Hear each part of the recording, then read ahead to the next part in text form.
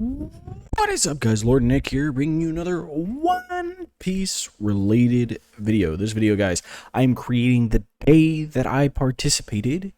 So, same day, 8/17, the day this will be posted. Well, the night of this will be posted. I participated in a 53-man case tournament here in Austin, Texas. It consisted of most of the best players of Austin, along with quite a few of the best players from San Antonio.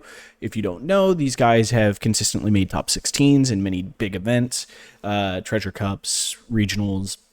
Most of them are heading up to the LCQ in Austin. I may or may not. I'm kind of debating it. I really wanted to, but I missed the deadline to sign up for it. So I have some buddies that are heading up. I might try to bum a hotel with them and see if I can still get it into the Card Fest. But we will see.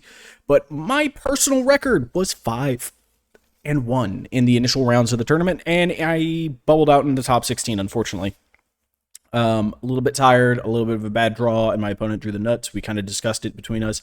If there was things I could have done, there was maybe one play I maybe could have made that could have changed that up. But congrats to JoJo for knocking me out. It was pretty well played, pretty well earned. So let's kind of just jump into it, guys. Let's go. This is going to be kind of a long video because outside of just breaking down the tournament, I'm also going to be breaking down some of the matchups I saw, along with the overview of the matchups for you overall. So let's just jump into it. Our record, guys, like I said, was 5-1. So these are the matchups. These are the wins, the losses. Towards the end there, I only started putting W's. I was getting tired. Mind you, this was almost 9 hours of my day, almost 10 hours of my, actually closer to 10 hours of my day. And then building this video right after. Just a mess. Anyhow, and for those that are wondering, there will not be gameplay at the end of this video because this video is going to be long as hell to begin with, and I'm tired. So next video, I promise I'll have some Becca gameplay here soon. 5-1, guys. The overall record was really good, and we did not necessarily hit my best matchups. We actually hit a couple of them were pretty good matchups, but a lot of those are actually really close matchups for us. So let's go over it with Bonnie, round 1. This is actually one of our best matchups. I will say this is like the best of the matchups that we hit today. It's very much favored to us because Bonnie really likes to go late, and if they try to go a little bit too aggressive, I can punish the over-aggression and just kind of clear their board, and then they're stuck with just doing leader 5k swings, and if I can stick a Sabo, that's problematic for them, and if I can't stick a Sabo, then a 1k out of my hand gets out of those situations pretty easily. In this matchup, he was kind of an experienced Bonnie player, really nice guy. Actually, the dude I lost to in Top Cut, I think this was his son, so I felt really bad about beating him up early in the rounds, but, he didn't really know what to do into Rebecca. On top of that, it's just a really bad matchup for Bonnie, even if you do know what Rebecca does, just because we have so much good removal, and we have so many ways of actually dealing with a lot of the problematic cards potentially in that deck. So our next round, though, is against Nami. Nami has generally been a terrible matchup for me. We have a lot of really good Nami players. I say a lot. We have 3 or 4 really good Nami players here in Austin, so I get to play against it quite often. And a lot of people online try to tell me, hey, wait, this is a great matchup for Rebecca. I don't lose to this at all. I'm going to say one of 2 things. One, you're going against some bad Namis, because I don't think it's just an auto win for Rebecca. Or 2, you are kind of getting a little bit lucky on the draw, and the Namis aren't, and maybe you're getting to do a good setup, and the Namis are just misplaying their hands. Maybe you're getting a really good hand. It could be close, but if you say it's anything but a close matchup, I think you're full of it. Like, I think this is legitimately a close matchup, because the biggest thing is like, you could get a really nuts draw, get some real tempo, start swinging into their life. Just 2 triggers out of their life can really turn it aside. I was chatting with one of the Nami players, not the one that I played against. Jerry was one of the guys I played against. He's really good Nami player, so it's really terrifying to have to hit him in round 2. I thought this is where my loss would happen. So I play against him, and it goes well, but I was talking to one of the other best Namis here in Austin. We were chatting during middle of the rounds, and he was talking about just the fact of legitimately hitting an All-Stars and a Peel-Off, and you're hitting 4 cards. So mind you, you start with 50 cards in deck, 5 go to life, 5 go to hand. No other cards. That's already 10 cards out of your deck that you need to worry about, and then you get another 4. That is a 10th of your deck gone, like already taken out from just 2 triggers. Now note, if you hit 3 triggers, it's crazy. If you hit 4 triggers, that's 20% of your deck. 20%. And the chances of you hitting triggers like that isn't that bad because you're running 4 ofs of most of those cards. So anyhow, I'm playing into him, and I got lucky. My opponent overplayed his Kayas. I punished it. I killed 2 of them. I bottom decked the other 2, which isn't necessarily the play you really want to make, but then I ended up setting up a board state that was 3 Luffys, a Kuzan, and an Aramaki. He decided to play a Marguerite, and on that turn, I punished really hard by bottom decking the Marguerite. On top of that, I swung a 17k Luffy twice and a 10k Kuzan, which took out 2 life in its own. The very next turn, I followed up with, again, 17k Luffy, 10k Aramaki. We bottom decked something with the 11 Aramaki, 10 Kuzan, and close out the game. It turned out really, really well for me, but that was more or less my opponent did also kind of brick. His hand was not very good. He overplayed his Kayas. He made one really bad mistake, which was playing all 3.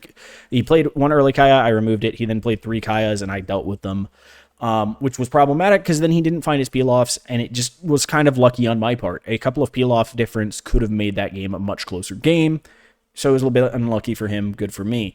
We go into round 3 against Lucci. Lucci, this was a very grindy, long game. We finished with maybe a minute left on the play clock.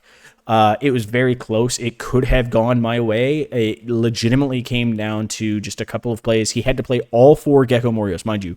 He had to find all 4 Gecko Morios, and then he found a 5th one that he accidentally milled because he'd already put it back. But, like, he was so low on cards. Now, he did not run stage, and that's why this was such a close matchup overall. He and I were chatting about it. It was close no matter what. I think it still favored Lucci, but not really by much now, especially without the stage. His build is really good, and FYI, if you don't know, you might know his name because you might follow him on YouTube. His YouTube is FTC. His name is FTC. He does kind of a One Piece podcast content and showcases some One Piece content as well, other One Piece content. Really awesome dude. Loved hanging out with Dan today. Loved playing against him, despite it being my one loss in the regular records. It was a close, fun, intense matchup, and it was really awesome. Round 4, I went against Black Yellow Luffy. My Black Yellow Luffy friend did not get to pull too many of the baby Sabos. I think he saw no baby Sabos. He saw some baby aces, baby Luffys. I bottom decked his Luffys and aces, or a Luffy and ace killed Luffy.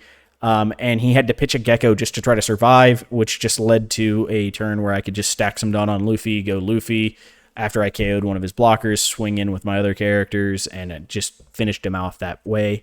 It is a very favored matchup for Rebecca, I think. We have a lot of ways of dealing with his 5 costs, and being able to deal with the 5 costs actually nets us a lot. And the biggest thing is we choke them. If they can't find cards that are not 5-drop Luffy to take stuff out of their life, they're going to be hurting. He found one Makino. He found another Makino super late that he had to hold on to because he needed a 2K. He didn't get to find his Flampeys. He only found the 5-drop Luffy. So it's just, again, kind of a bad draw for my opponent, but also a good matchup for me. And ultimately, those 2 things combined just made it unplayable for him. We go into Red Purple Luffy. Again, I think this is somewhat favored to Rebecca. This one is a little bit close. I've played this one a lot. A buddy of mine here in Austin does play it a lot. The guy I went against is a buddy of mine. I hadn't seen him been playing this. He's been playing Blue Yellow Ace, but I got to play into him. He's a pretty solid player overall. He generally tops in most of our locals here. And in this matchup, it was relatively close for a while, and unfortunately, it just kind of got down to the fact that I ended up with my late game board state, and he's trying to drop one big character a turn, and I have blockers, and he just can't get through the buildup. On top of that, he's only at 3 life. I'm starting to swing with some big characters. It went really bad for him towards the end. It was relatively competitive early on, but it just fizzled out, unfortunately, which is kind of the way this matchup does go. If it goes super grindy, super late, Rebecca can kind of survive it, and even if he drops a 10-drop Luffy turn, you can really play into it by holding up. The biggest importance in it is making sure you stay at 2 life, because then on that turn, even if he swings out, he can't do anything, and you have a very nasty crackback. And then lastly was against Gecko Moria. This was against my buddy Drago, who, again, I post his stuff on YouTube through my posts most of the time. I link most of our live games. Hopefully this will be a game that will be up on his YouTube channel as well, and you guys can go watch the actual gameplay from it. This is becoming more and more favored to me, I think. I thought initially this was a much more Gecko could win this. And his build is a very strong Gecko build. He does very well. Up until that point, he had only lost 1 round as well. We face off in round 6, and he did get into top 16 as well. We both, unfortunately, placed 9 through 16. I'll claim 9 because I was one of the highest rated guys that bubbled out really early, unfortunately, which is also kind of sad in my own eyes there. But, you know, we'll chat about that in a bit. he played really well. It was a very good game. He saw many Gecko Morias because of his being able to recycle them with hogbacks. But I saw a lot of good answers. I kept his board relatively cleared. He didn't get to swing too much at my life. And then he also had to keep dealing with a recurring Brook, so he couldn't really answer the Kuzan. I was able to just keep clearing his characters while I chipped away at his life. And inevitably, he just ran out of cards, ran out of threats, and I could just win. And then top 16, we went against a blue Dofi, guys. This guy was pretty good. He also told me afterwards he drew a nuts draw because he opened up with like a turn 1 Perona. He got also in his hand was a Red Rock. He saw, I think it was a 2K and a 1K, and then from the Perona, he got to see to put himself into. Oh, okay, that's not a bad hand. So he got his first swing, got him a what's his name, Edward Weevil, which drew him into his second Red Rock, and then he also drew 2 Gravity Blades. So no matter what I did to try to establish, because I didn't see Colosseum, no matter what I did, I tried to establish a board state to answer him. He just had the answers because of the fact that he drew 4 of his 5 removal cards. In most cases, this is a much closer matchup to the fact that I can actually remove his board state. I had the answers to board state, but I overcommitted early on with trying to develop characters. He then punished that. I went into a 2 blockers and I didn't use them where I should have, knowing the fact that he had Gravity Blade. I like the way he was playing gave it away that he had a Gravity Blade probably. And I probably should have just used the blockers and been okay with that, but I didn't. So he got to punish to get rid of the blockers and get some swings in. So it just went really badly for me. So he had a really good draw. I didn't have that great of a draw into him. I didn't see stage. I didn't see a lot of easy like reduction cost removal. I saw the Kuroses, but I just didn't see anything that enabled me to pop his characters. And on top of that, I held a Gravity Blade for way too long to the point that I had to pitch it with a Sabo because I was just on death's door at that point. And if I had just taken a turn to play it when I was still at 3 or 4 life, I probably could have bounced back, but I was trying to hold it and be greedy. And so some misplays, long day, probably a bit of my own fault, a big part of it probably my own fault there, but also an opponent just getting a nuts draw. And congrats to him on it. He did make the top 8. It was nice chatting with him. I really like to chat with him, and I love seeing people that are not playing the exact meta. And we were chatting about the fact that Dofi might be getting better here or will be getting better here shortly. So it's going to be cool to see him do that.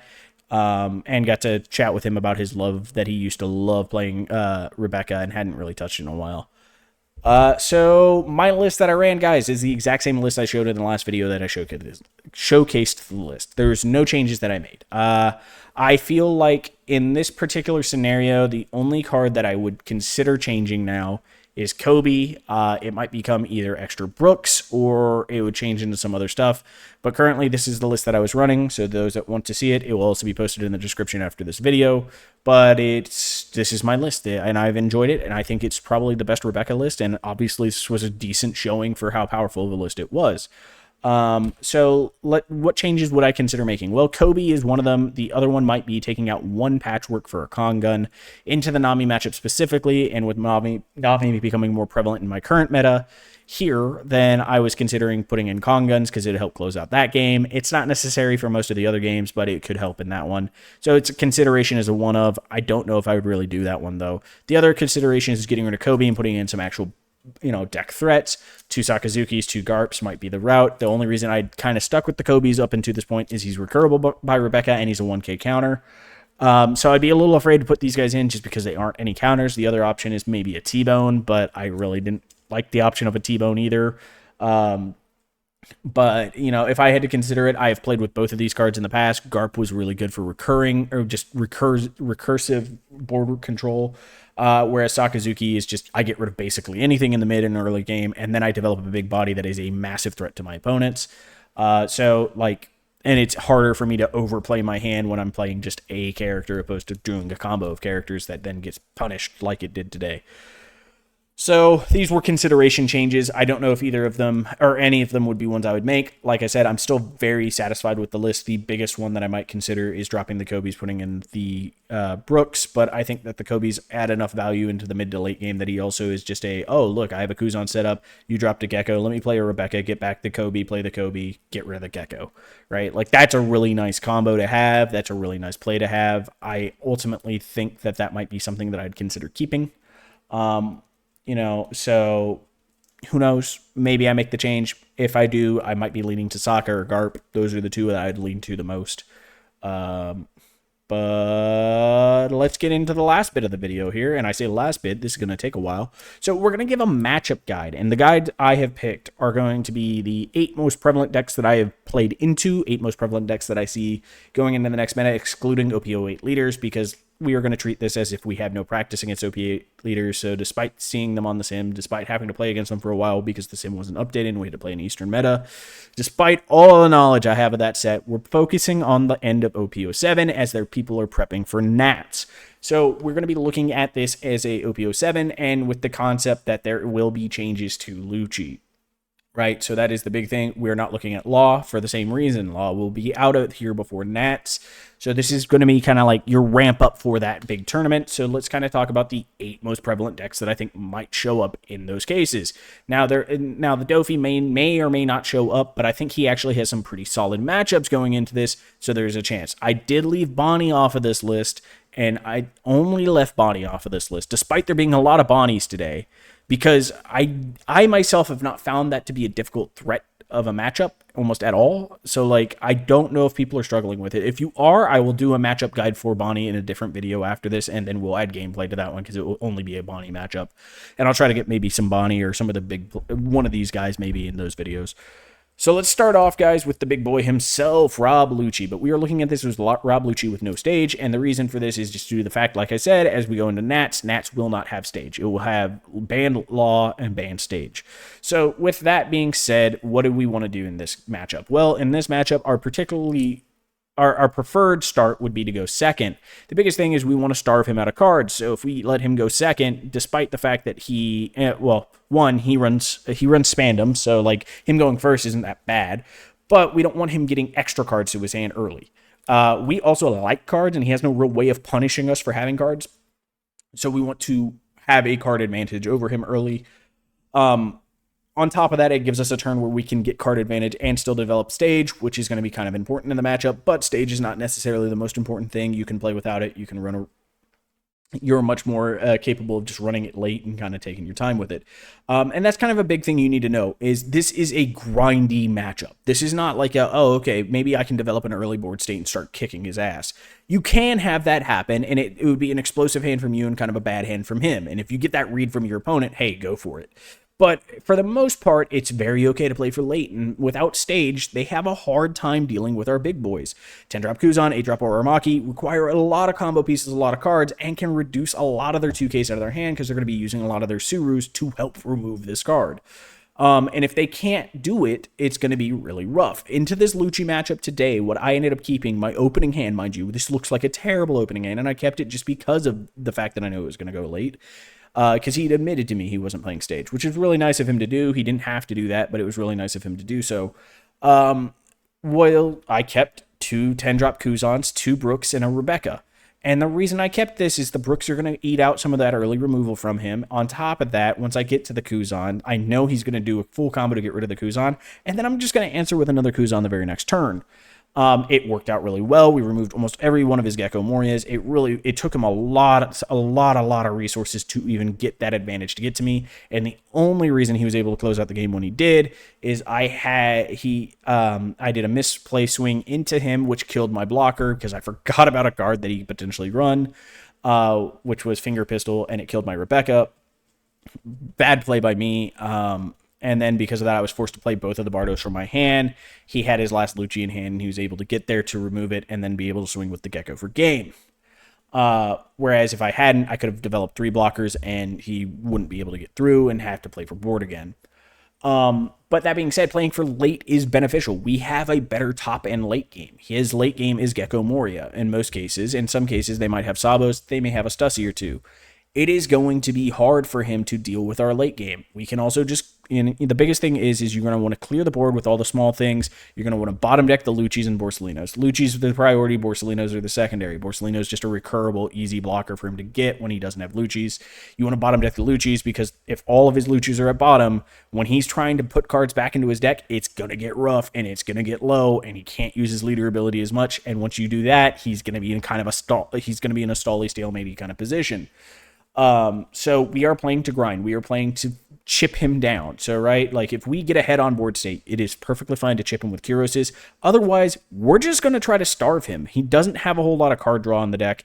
Yes, he has Tempest Kicks, but that's going to be a 1-for-1 replacement. He has Bandoms, 1-for-1 replacement. He doesn't have a way to really gain extra cards into his hand, so we're going to try to chip him out and get to late game. In the late game, Kuzan and Raging Gravity Blade are our two best weapons. Aramaki is a great weapon as well, but Gravity Blade's really important because once we have a Kuzan developed, if you can't get rid of this Kuzan, guess what? Our Gravity Blade just means everything is dead. Everything on his board is gone. Anything and everything on his board is gone. Aramaki is really great because it's a hard guard. Again, another hard guard for him to deal with, and it gets us a good development. I think the matchup today, if I had an Aramaki on board, could have gone a little bit more favored to me, but he played it really well. It was a really grindy matchup. It was really, really close. It could have, there could have been a number of misplays that I made that I didn't even think about, and it probably could have maybe gone my way, but ultimately he played it really well, and I think it's still favored in Lucci. So just be aware that if you run into multiple Luccis, even without the stage, it is still Lucci favored, but we actually have a legitimate chance. I would put this at a 60-40 matchup where Lucci has the 60%. Now, if we're looking at the next one, Gecko Moria, I used to think this was a 60-41 as well, and then I kind of figured out the tool that we really want to do. We want to try to mulligan into a hand that has a Colosseum and a Kyros in it, if we can get it, Colosseum preferably. And the biggest reason for this is and we want to go first. And the biggest reason for this is if we go first with a Colosseum, we can play the Colosseum, and we have 4 cards in hand. 4 cards in hand means that his into our next turn, we can develop a Kyros to pop if he puts out a 1 cost, or just to develop him just to have him in the way. We want to stay at 4 cards early on because it means that he can't get tempo play on the Peronas. Early Kyros is really good to get us away with some chip damage. Hogback is the card that we need a bottom deck. I know a lot of people are like, Lucci's the bottom deck. You got to bottom deck Lucci. You got to bottom deck Absalom. A lot of them are kind of moving away from the Luccis as much and just are kind of relying on Absaloms, and Sokkas is kind of their big ways of clearing board. Some of them still keep it as a 2 of maybe. But those aren't the cards that are that big of a threat. Mind you, he needs guys that gets him back his geckos. Getting back geckos is a problem. So getting rid of the hogbacks means he can't get back geckos. So if he mills a gecko, that's problematic for him. He's going to have to bottom deck it and hope that he can get there. He doesn't have a whole lot of draw power, so getting there isn't going to be that easy for him. He has no searcher for his Thriller Bark cards either. So again, getting there is going to be very difficult for him. On top of that, you just kill the geckos as soon as you can. That sounds super, that's a really passive, what? You're saying to do that? I did it 4 times in the matchup against Drago today. 3 or 4 times I killed him on site. It just on site killed him, removing his board, just constantly playing for board state. And then once you've developed enough guys, you can have guys playing for board state and still have a chip swing or 2 with a 7K character like Hashrudan, like Luffy, or a 10-drop swing with or a 10K swing with a Kuzan. And once that starts happening, even if he's getting cards back from the life now, he's in a behind state that he has to try to build himself out of, and he doesn't have a lot of easy ways of dealing with your 10 drops. He just doesn't. Even if he's running Ice Ages, they're running it as a 2 to 3 of maybe. They're not usually running it as a 4 of right now. And if they are running it as a 4 of, that's less counter in their deck, which means that you can do these chip damages a little easier. You start pressuring him low on life and no board state, and he has to rebuild to KO your board state. Guess what? He's not going to get rid of all of it. And if you redevelop your board state into his when you're already up on life, he's not going to find a lot of easy ways of coming back into it. So the important strategy is kill the Morias, play for board, chip damage when you can, protect Hashrudan. Hashrudan is so essential into this matchup because most of his cards are 4s, right? So being able to -4 them means that anything in our deck now can KO them. Anything that can KO will KO. Our Gravity Blades really need to be focused to make sure that they get at least a Hogback, preferably a Hogback and a Moria. Bottom decking those becomes really problematic for him. And then other than that, we would love to see stage early, like I said, so that we can keep ourselves at 4 early and protect ourselves from Perona. But if we get enough of an early advantage, he really can't use the Perona to start punishing our hand as much. He has to start punishing board state, so he has to use her as a minus cost, which is not necessarily what he wants to do. So with that, guys, this matchup I think is actually kind of closer to a 70-30 favoring to us. Now it does change depending a little bit on build path a little bit. If they are playing for board more, if they're playing for a crap ton of control opposed to tempo, then maybe. But then again, they're not really playing a good they're not playing Gecko. They're playing more or less like Gecko flavored Lucci.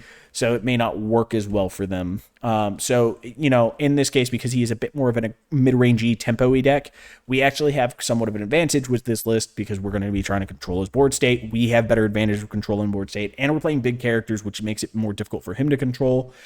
And if we can just kill those, pesky geckos on site and get rid of the hogbacks, it becomes a very manageable and winnable matchup for us. This is probably the only matchup also that we want to go first in. But like I said, 70-30, that's my feeling on this. Blue Dofi.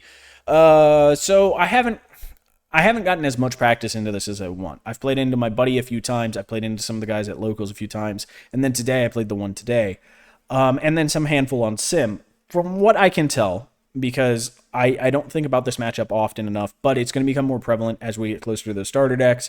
On top of that, I think it's actually kind of sleeper pretty good right now because blue actually can manhandle a lot of the decks. Now that law is going away, you get a lot more opportunity to just manhandle and board control. So ultimately, we still want to go second. We really want to see stage here, and we want to play for removal of characters. So the biggest thing that we really want to see early on is going to be staged because that allows us to be able to just use our characters to clear their characters if they swing at us. On top of that, we want Patchworks because that's just a good card combo early. -3 plus a Kyros kills anything, and then Kyros can swing into anything else.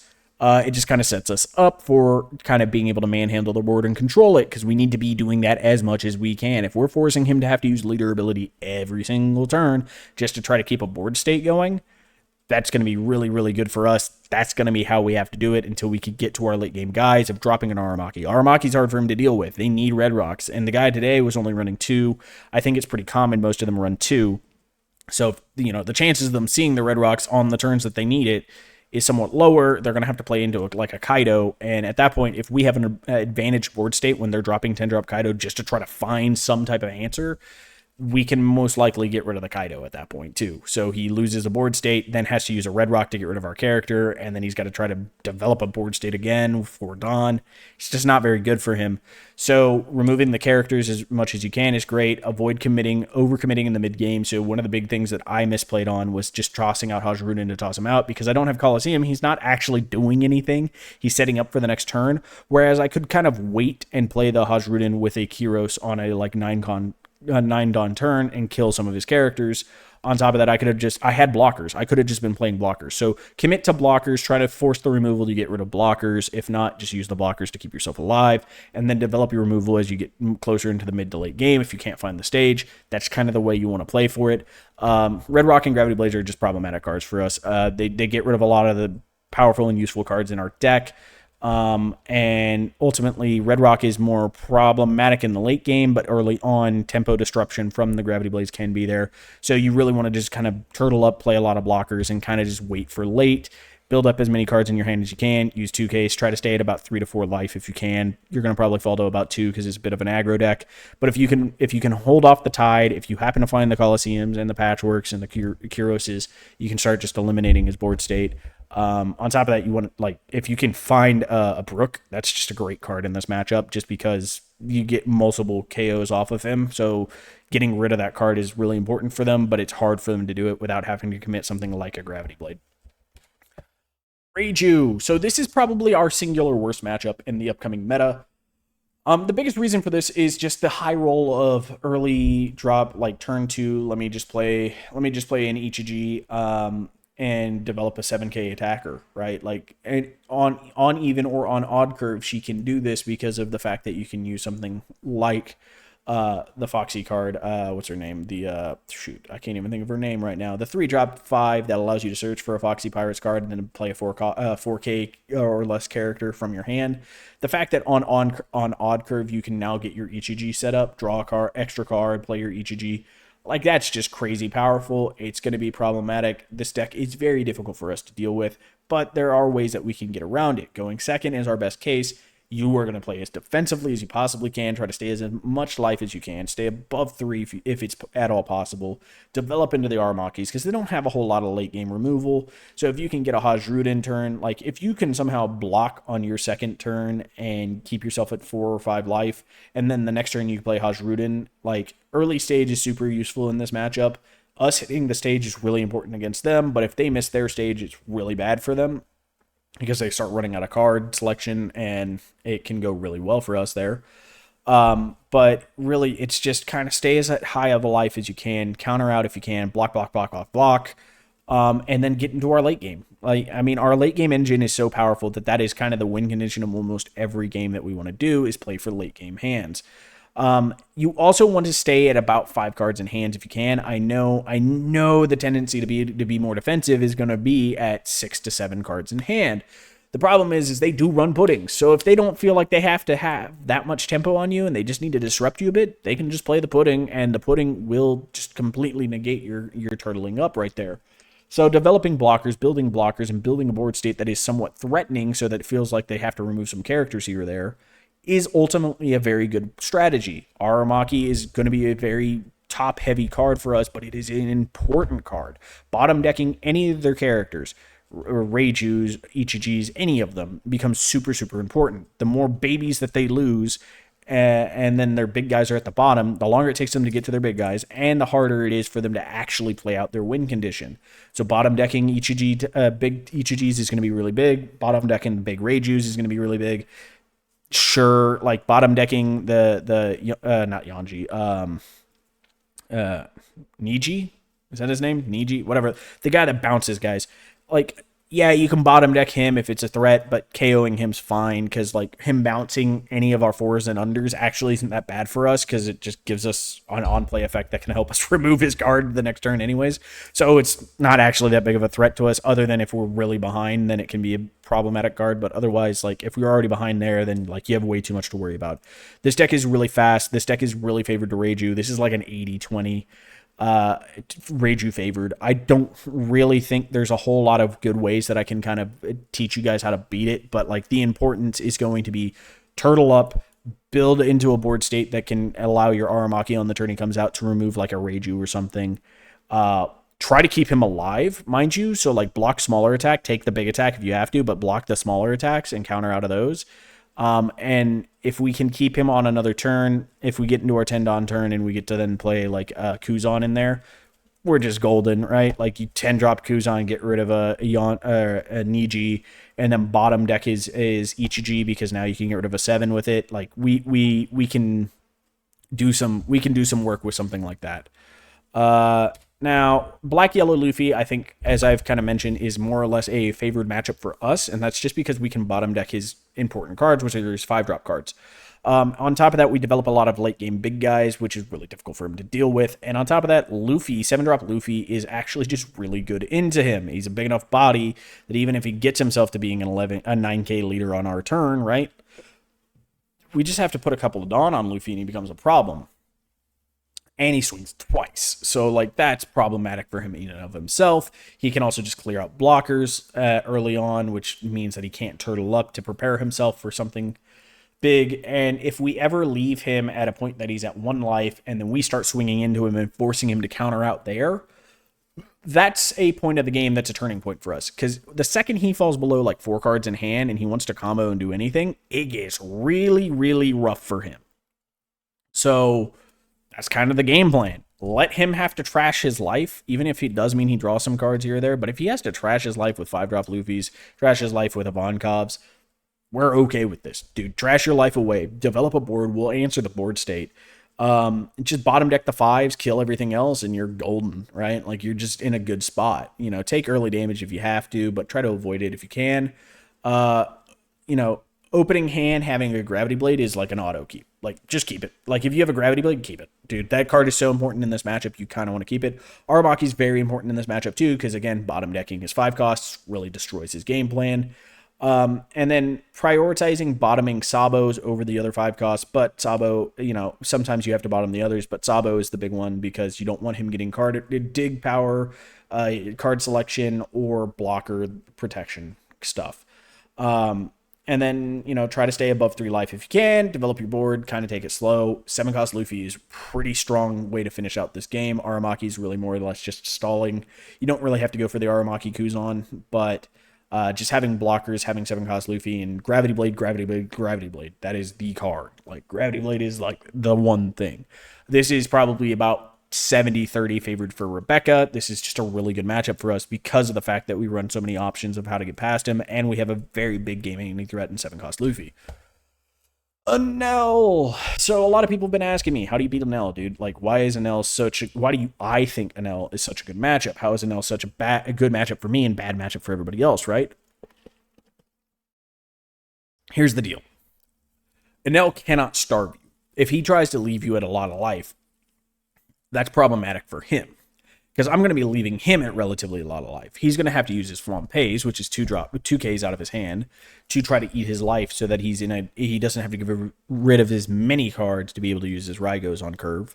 But on top of that, like, I'm not going to be swinging at him, and if he chips at me early, I'm just taking it, dude. The second I'm below 4 life, if I'm at 3 life, his Gadatsus don't do anything. Like, they're just kind of a dead card now. He just develops a character, and we just remove it. And it becomes very much like okay, I'll stall you out, you stall me out, and then we get to play our curve. Our curve is super, super, super good, right? Hajruden into Aramaki into Kuzan. And if we aren't chipping his life at all, the dude's not going to want to Rygo and lose 3 cards, right? Like, he could potentially, like, he might have to, but, like, that's great for us. That's 3 dead cards to him. And all of that just to kill a Kuzan. And then he doesn't have anything he can really develop. If he's running the Kikanojo, sure, maybe he could play that. Or he could play Frankie, but that's a 2K out of his hand. Like, ultimately, Rygo being played, as long as he has more than 1 life in life, is good for us. That's cards that he's losing. That's 2 cards at bare minimum at 2 life to get rid of 1 card. And he doesn't get to really develop anything. Or it's up to potentially 4 cards just to get rid of our Kuzan. That's great advantage to us. We're okay with this. Once we get into late game, the biggest thing is just control. Up into late game, control the board state, develop blockers, kind of prevent taking too much damage past 3 life. You want to be at 3 life as much as you can. Play for that life total. Don't attack early. Don't chip into his life. Leave his life alone. You're really going to be developing big boys anyways late, so that's how we're going to get through it. And then on top of that, don't overswing. Like, if you hit a trigger out of his life and it develops a body, try to remove the body. Play to remove the body. Don't play to go for the life continuously going to life, right? If you think that, like, oh man, or if you like swing the first check and it drops him from 3 to 2 and it's a veggie and he stops one of your attacks, stop going for life that turn unless you have 4 more attacks still, despite him getting rid of 1. Like, if you have 2 Luffys that can keep swinging, sure, maybe go for it. But, like, you don't have to. We want to go long. He thinks he wants to go long, but ultimately, if he's going long and healing himself with 10-drop Kuzan, or 10-drop aces, we just need a blocker. A singular blocker stops 10-drop ace. On top of that, his leader is just a 5k swing at that point, and that's not a big threat. So ultimately, we take the early swings down to 3 life if you can. That got chopped off some reason on here, but it's supposed to say 2-3 life. And then if they have 7-cost Enel, play for Luffy, right? Like, you just want to play for your Luffy, all right? Luffy, 7-drop Luffy, the only real time we have to have him in this matchup is to deal with 7-drop Enel. So if he's running multiple 7-drop Enels and he sees multiples, you need 7-drop Luffy to answer it, and of course you want kind of stage for that, but that's just because it turns off at the ability and then all of your KO cards or your Gravity Blades, right? Like, just, with a Luffy on board, guess what? We can do, like, Hajruden -4, a 1-drop Patchwork on the other one, Gravity Blade, both of them are gone. And he can't do anything about it because we have Luffy, so his ability is off, right? So that's why you want Luffy, not necessarily because he closes out the games. We're not running Kongun, so it's not really that big a thing. He is a big threat to close out games, but, like, the biggest thing is that he turns off that Enel, so sometimes you need that. But otherwise, you're just playing to choke him out. Like, yeah, he's going to gain a lot of cards. Yeah, he potentially has a ton in hand. But once you start swinging 10 into 5, well, guess what? To get out of that, he needs 3 2Ks. It's not always going to happen. And if he has to use a 0-cost event, that's less cards in his hand to begin with there. And if he has to start pitching some of his top end, we have answers. So just play it slow, play it grindy. Don't overcommit early on. Clear his board and try to get yourself down to 3 life from his early swings while developing protection for yourself so that he just can't KO anything. Easy peasy. Yamato. So this leader is a little bit more tricky because there's so many different builds that Yamato can go. But if they're doing the more common one, which is the Wano package now, they're going to be trying to heal themselves while just using leader to chip at you. So blockers get in the way of the leader pretty early on. Hody is going to get around that. Hody is just a problematic card. It's hard to play around either way. But the best way to do it is if you want to be at 2 life. So like once you've taken 2, after the first 2, so like after the early leader swing, right? Like if the leader swings an early like 8 or 9k swing at you and there's no banish on it, just take it. Just go down to 3 life. Yeah, he's going to be able to move his Dawn around onto his characters. That's going to be annoying. It's going to be problematic.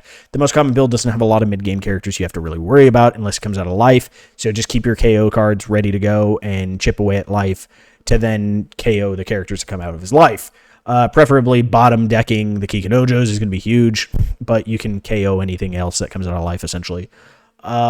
Just don't let him heal too terribly much. Like, he's going to heal, like, 2Ks into his life, and that's fine. Let him heal 2Ks into his life, or into their life. Like, just let them do that. Chip damage is going to be the key to winning this game. Kuzan is pretty good. Luffy can win you the game in this one, just because 2 swings is going to be hard for them to do, and he clears board on plays and stuff like that. Hoard your 2Ks as much as you can. Play your Rebecca's out. Like, he's going to rest your stuff with Hody. Just be aware of that, right? Like, that's just going to happen. You need to play around that. Just don't let yourself get banished. And later on, when he's swinging with, like, a Hody and leader and you're at 3 life, take the Hody swing, block the leader. You don't want to take 2, take 1. That's just the easy math there, right? Like, yeah, oh, no, it sucks to take a life from the Hody because it puts you lower. But it's better to take 1 life than 2. That's just it is. Even if it's a banish Hody and it's a 2K and it's just 2 life out of the leader, take the banish Hody. Like, lose 1 card, don't lose 2 life. You need the life to keep alive. But otherwise, it's just grind them out, get to late game, have a big enough board to go after them, and if you've chipped away their life and controlled their board state, you ultimately are going to win in the late game, because if they really want to make use of their leader ability, they're going to have to stack Dawn on their leader, which means they're not developing board, which means we win because we have a better board state. That's it. It's kind of simple. Hoard 2Ks, put up blockers, allow the Hody to hit, block the leader late. That's it. It's simple. It's straightforward. Just try to play around it, and hopefully you don't draw duds early. Our last one, and I forgot to do a picture for this one, so now you guys get to look at Yamato twice, because I've messed up there. Oh well, sorry. Perona. This is the last... Oh yeah, for the Yamato, the percentage win rate here, I win this about 80 to 20. So I think this is super favored to us, but we might see more yams, and it might change a little bit, so just be aware that this is a matchup you should be aware of. Lastly, we have Perona, guys. I know I didn't change the picture here. Sorry about that. But important cards to note, Perona has 3 of them that we really need to see, and that is because Kyros is super, super important. They don't really have a good way of dealing with Kyros. They have to swing a lot of times into him, keeping him alive, having Colosseum. Going to be super, super important. Luffy helps us clear a lot of their mid-game cards. Also helps us answer just like, oh, okay, I swing Luffy with 1 Dawn into your standing, what's his name? Ryuma, right? The Ryumas is okay. You really want to bottom deck him if you can, but just note that Blocker Rebecca is going to be useless in this matchup. She'll just rest them. Now, note that is pretty useful in and of itself, because it means she can't rest one of your other characters to kill them that you're trying to save. But Blocker Rebecca is basically going to be blocked, just be rested and be useless most of the time. So if you're playing around that being like the protect turtle up, it's just a bad choice. Don't do that.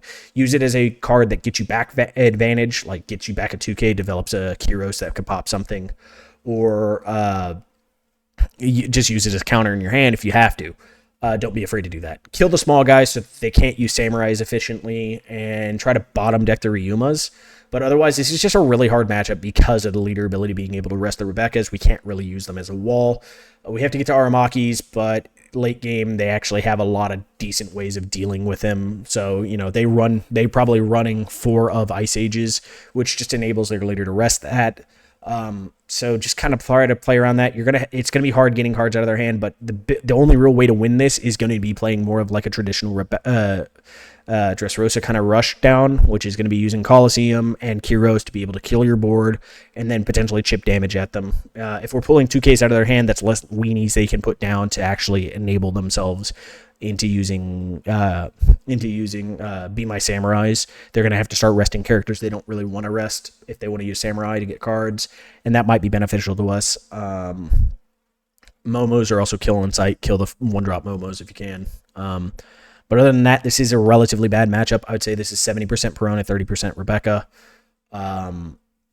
So just kind of understand that this might just be a loss. If you have good insight on this one, let me know. I've still not really found a great way other than going second and trying to develop a Colosseum early with Kyros's It's about the only way I've found that has done okay into Perona, but I wouldn't say it's good.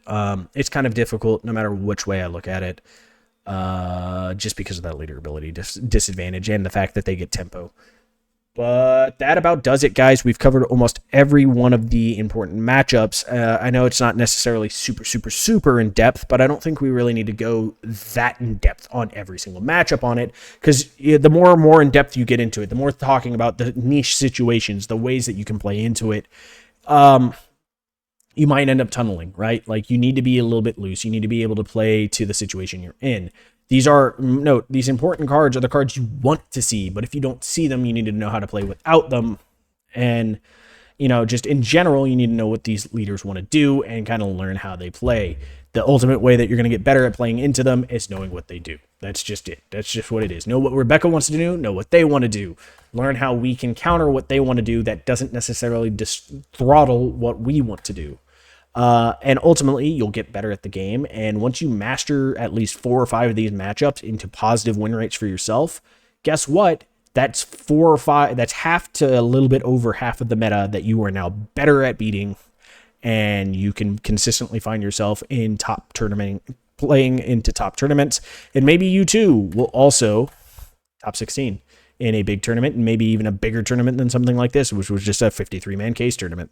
But until the next time, guys, if you like the video, please leave me a like. Leave down a comment down below with all your thoughts, insights, and, maybe comments that you just have. And if you aren't subscribed, please subscribe. I appreciate every single one of you.